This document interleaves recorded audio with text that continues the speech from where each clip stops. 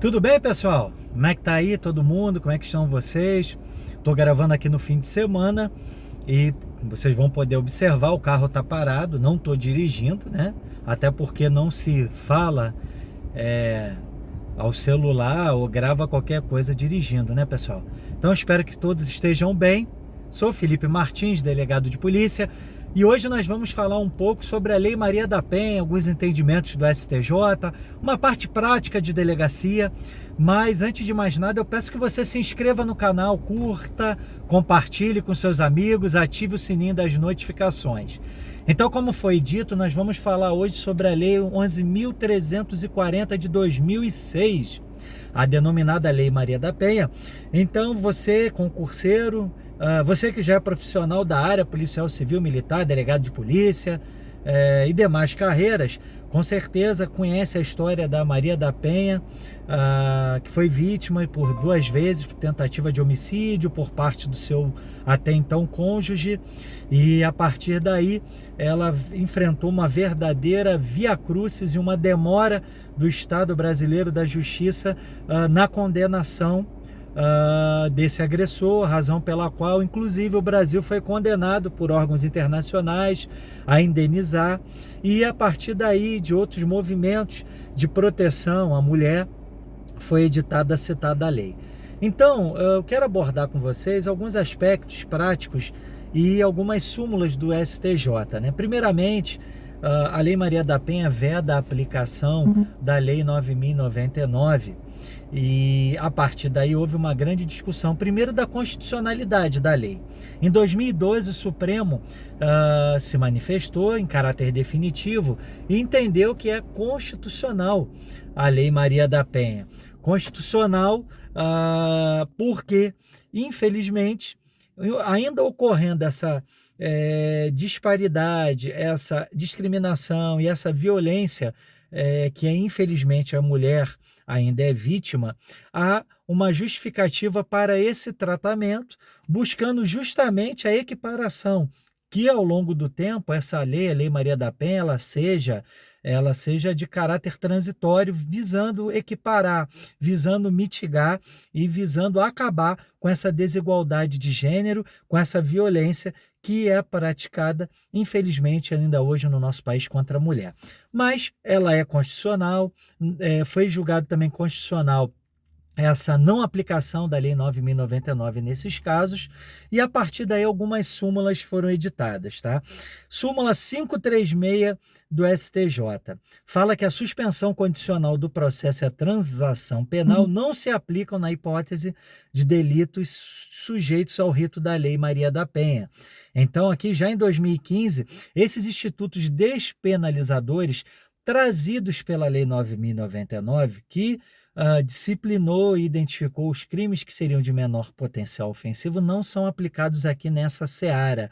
Ou seja, se tivermos uma via de fato, uma lesão corporal de natureza leve, agora nós temos o 129, parágrafo 13, que inclusive aumentou a pena a partir de 2021, mas esses institutos despenalizadores não são aplicados, pessoal. Súmula 542, a ação penal relativa ao crime de lesão corporal resultante de violência doméstica contra a mulher pública incondicionada. Então, o Supremo já foi instado a se manifestar e o STJ sumulou, ou seja, a lesão corporal de natureza leve. E também, nesse caso, as vias de fato, elas são de ação pública incondicionada, ou seja, independe da manifestação da vítima, tá, pessoal?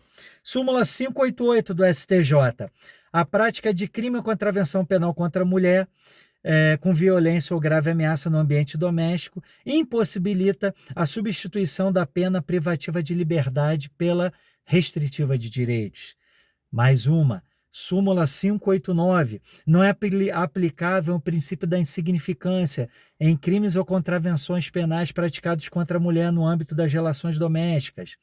Súmula 600, pessoal, para a configuração da violência doméstica e familiar prevista no artigo 5º da Lei Maria da Penha, não se exige coabitação entre o autor e vítima. Então, para configurar e para aplicação da lei, não se exige essa relação, essa coabitação entre o agressor e a vítima.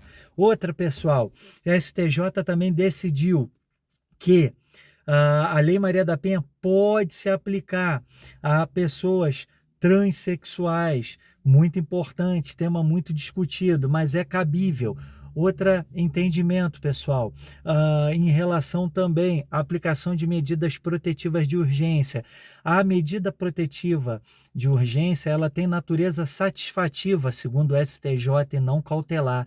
Então, ela pode ser requerida independente da existência de outros processos judiciais, ou seja, até mesmo a vítima que chegue na delegacia, por exemplo, num crime de ameaça, ela pode não querer representar, que é a condição de procedibilidade, mas ela pode querer pedir a medida protetiva. E assim deve o juiz ou a juíza que receber analisar, independente da existência ou não do inquérito policial, de uma futura ação penal para julgar essa ameaça. Tá? Outra coisa importante, pessoal, o artigo 16 da Lei Maria da Penha, ela exige que para a retratação, quando a pessoa deseja se retratar da representação, deve ser feita uma audiência especial a ser designada pelo juiz para que a vítima possa se manifestar se ela deseja ou não essa retratação. Isso, inclusive, não substitui que seja colhido um termo em cartório. A lei fala e o STJ já se manifestou sobre isso. Outra coisa importante, pessoal, o atendimento na unidade policial. Falo isso porque eu sou delegado de polícia e em breve nós estamos nos aproximando do dia 8 de março, que é comemorado o Dia Internacional da Mulher. O que é muito importante nós fazermos aqui? É ter esse olhar como operadores do direito, como policiais, né? Independente de sermos policiais masculinos, né? Homens ou mulheres, ter essa visão diferenciada, né? Infelizmente, às vezes eu escuto muita gente falar, mas tem mulheres que utilizam a Lei Maria da Penha e tal, mas é a minoria, pessoal. A maioria está num ciclo de violência, a maioria tem uma dependência afetiva, psicológica, muitas vezes financeira. Então não cabe a nós julgarmos o motivo pelo qual a vítima levou tanto tempo para denunciar, ou porque às vezes ela quer mudar de opinião. Isso, cada um que passa por isso, cada mulher que sofre isso sabe. E nós, como autoridades policiais que somos, como os aplicadores e operadores do direito que somos, temos que termos um olhar diferenciado para isso. Então, o que eu quero dizer a você? Importantíssimo quando chega uma mulher numa delegacia de polícia, é a primeira coisa, não ser julgada, até porque não somos juízes para isso. Segundo, ser acolhida, ter um espaço reservado para isso. E, importante da Lei Maria da Penha, né? O atendimento deve ser promovido preferencialmente por pessoa do sexo feminino, ou seja, preferencialmente não é obrigatoriamente. Nada impede que um homem, um policial, que um delegado de polícia atenda a uma mulher vítima de violência doméstica. Claro, com todas as cautelas, claro que o ideal é que tenhamos pessoas especializadas e principalmente do sexo feminino, que normalmente a vítima, a pessoa, a mulher, né, vítima de violência doméstica, se sente mais à vontade com a presença de uma outra mulher. Não é regra, não quer dizer que seja 100%, mas o ideal é que seja assim. Tá? Comporta exceções, é claro. Mas eu quero aqui dizer a vocês, na sede policial, muito importante, né? O delegado de polícia, nas unidades que não são sede de comarca, né? Artigo 12C da lei, pode afastar o agressor do lar. né? No caso em que o município não for sede de comarca, ou até mesmo pelo policial quando o município não for sede de comarca e não houver delegado disponível no momento da denúncia. Então, esse dispositivo, inclusive, foi questionado no Supremo e foi julgado constitucional. Por quê? Porque está se buscando a proteção imediata da mulher. Então, em municípios que não são sede de comarca, o delegado de polícia pode afastar e o policial quando não houver delegado disponível nesse momento. Claro que isso deve ser comunicado em 24 horas e o juiz decidirá sobre a manutenção ou revogação dessa medida. Outro ponto importante, pessoal, é que até 2018 havia uma discussão e o STJ inclusive entendia que em casos onde a própria lei dispõe de mecanismos para fazer cumprir uma decisão judicial, não caberia a desobediência em caso de descumprimento de medida protetiva. Havia uma discussão, mas o STJ tinha pacificado. Mas aí vem a inserção do artigo 24A, que prevê o descumprimento da medida protetiva. O que é importante saber em sede policial? Muitas vezes, a medida protetiva estando em vigor e o agressor for notificado, cabe a prisão em flagrante do agressor. E não cabe, inclusive, porque de detenção de 3 meses a 2 anos, caberia fiança dada pelo delegado de polícia nos crimes em que a pena máxima não ultrapasse 4 anos. Aqui nós temos a pena máxima em 2, porém o próprio legislador determinou que apenas a autoridade judicial poderá conceder fiança. Então, muito importante, se a pessoa foi notificada e foi lá e descumpriu aquela medida, cabe a prisão em flagrante delito. O descumprimento também, se não for caso de prisão em flagrante, de condução coercitiva da pessoa, cabe também a prisão preventiva por descumprir. Então, normalmente, na delegacia de polícia, o que eu faço? Chegou a pessoa, a mulher, né, vítima do descumprimento, além de comunicar ao juiz desse descumprimento, instaura inquérito pelo artigo 24A. Lógico que tem que ser apurado. Primeiro, foi notificado o agressor, sim ou não? Houve alguma testemunha? Houve uma gravação? Foi por mensagem? Junta todo esse material probatório e cabe, além do 24A, você pedir, representar junto ao Poder Judiciário pela prisão preventiva, justamente para garantir a execução dessas medidas. Ok, pessoal? Então, artigo 24A. Outra coisa muito importante que eu falei aqui no início do vídeo. Vias de fato e lesão corporal dolosa de natureza leve, segundo súmula, entendimento do Supremo e do próprio STJ, é pública incondicionada. Chegou na delegacia de polícia, ideal que a mulher primeiro seja acolhida, depois, há vestígios, há lesões aparentes, encaminhar ela rapidamente para exame de corpo de delito e, estando o autor tendo a vítima ali, havendo testemunhas, ou mediante a palavra da vítima, se ela for coerente, se ela não demonstrar qualquer tipo de incongruência, cabe a prisão em flagrante do agressor, independente da vítima representar, entre aspas, ou não, ou até mesmo a vias de fato, que é uma violência física contra a pessoa que não deixa lesões, um puxão de cabelo, um empurrão, ela é uma contravenção penal, mas também é pública incondicionada. A própria lei de contravenções penais fala que as contravenções penais, a sua ação penal é de natureza pública incondicionada, mas isso também foi levado ao STJ, ao STF e também, vias de fato, pública incondicionada. Então, essas são algumas dicas. Importante dizer, né, que está chegando, né, o dia 8 de março. Então é importante trazer esses entendimentos sobre a Lei Maria da Penha, artigo 24A, o seu descumprimento, a questão da ação penal ser pública incondicionada nos casos de lesão corporal de natureza dolosa, de natureza leve, de vias de fato. Importante esse atendimento da vítima, importante que o delegado de polícia pode determinar o afastamento do lar do agressor em municípios que não forem sede de comarca.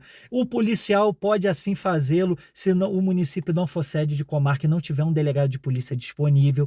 tudo visando garantir a integridade física da mulher, protegê-la. Nós temos também hoje o botão do pânico, por exemplo, que serve a Patrulha Maria da Penha. Então, são todos esses mecanismos à disposição da vítima, né? Lembrando, a questão da representação, por exemplo, ameaça, por exemplo, que infelizmente é muito comum acontecer, ameaça ainda exige representação. Então, a vítima pode chegar na delegacia, relatar o fato e falar: não quero representar. Não pode, né? O artigo 5º do CPP fala claro, em crimes de ação que exige a representação, não pode ela ser iniciado sem essa manifestação. Mas a vítima pode não representar, mas pedir medida protetiva, sem problema nenhum. Em casos agora de vias de fato e lesão corporal, como eu falei, ação penal pública incondicionada. Eu sei que o tema é controverso, tem vozes que advogam que tem que deixar ao alvedrio da vítima, mas aí eu deixo outro ponto para encerrar o nosso vídeo, né? Será que a pessoa que está envolvida emocionalmente, será que ela que está num ciclo ainda de violência que ela não percebeu? Será que ela é tendência a gente a perdoar, tentar dar mais uma chance? Muitas mulheres se culpam. Será que tem que deixar para que ela se manifeste nos casos de vias de fato e lesão corporal dolosa? É controverso, mas quando a atuação prática, eu sigo o entendimento dos tribunais superiores. Também na nossa delegacia, principalmente, né, que ela é no interior do estado do Paraná, mesma situação. Se ela chega narrando uma situação que é vias de fato, que você vê claramente, procedo à lavratura do auto de prisão em flagrante. E o último, para encerrar, que eu já ia esquecendo, tem várias manifestações do STJ que a palavra da vítima nesses crimes, ela ganha especial relevo. Então, já em vários inquéritos policiais, eu indiciei autores com base na palavra da vítima. Mas é um indiciamento, Felipe, e em todos os casos, não. Mas você tem que analisar todo o contexto. Por quê? Crimes de violência doméstica normalmente são praticados entre quatro paredes, intramuros, dificilmente há testemunhas. Então, nesse contexto, a palavra da vítima ganha especial relevo. Claro que você tem que balizar, claro que você tem que analisar, ver se há congruência, ver se os fatos não há qualquer tipo de contradição, mas você deve levar em conta e ganha especial relevo a palavra da vítima nesses casos. Então, gente, foram essas os entendimentos que eu queria deixar, comentar aqui, dizer para você que todos nós somos responsáveis por garantir a integridade física da vítima, por não levantar essa bandeira da não violência contra a mulher, da não discriminação sobre ela. Não é apenas violência física, mas é a violência psicológica, é a discriminação.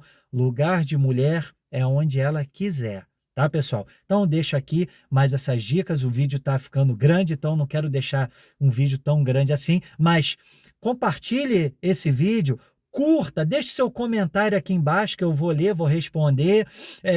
Ative o sininho das notificações e vamos até o próximo vídeo, pessoal. Um forte abraço, fiquem com Deus!